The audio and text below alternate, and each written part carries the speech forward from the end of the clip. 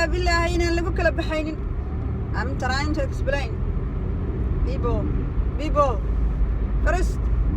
you need to know who you are. Ninki tuuga aha ee markay tagtay intuu daba maray reerkii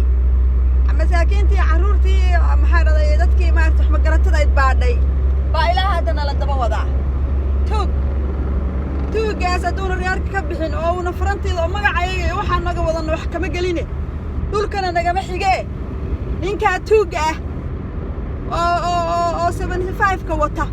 hana laga reebo hana laga qabto madaxa cad wata hana laga reebo waayo ninkaas waa tuug weey ninkaas ya naagtaas wata haween magacayaga anaga iskale aabaheeni hooyada anaga iskale qabiilkee waxaanu ka dhalanay waxaanu doon anaga iskale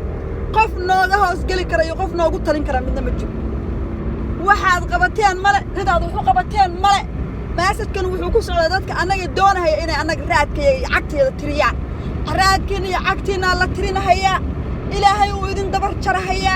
wali waa noolahay geed yar oo la rujinahaya anaga noo malayseen idinka ilaahay geed yar oo la rujinahaya idinka dhigahaya deedna faraha naga la baxay waayo meesha aan marahayo adiga oo ka dhaxbaxay aniga iyo geed cagaaran adoo ka dhaxbaxay inaad aniga ii taliso ka yeeli maayo arko kooban adiga geed cagaaran iyo aniga ka dhaxbaxay isirkayga iyo geedka cagaarna adiga ka dhaxbaxay ka yeeli maayo inaad ii taliso oo iigu taliso inaad aniga risaaqadayda xidho inaad waxba ii qabanin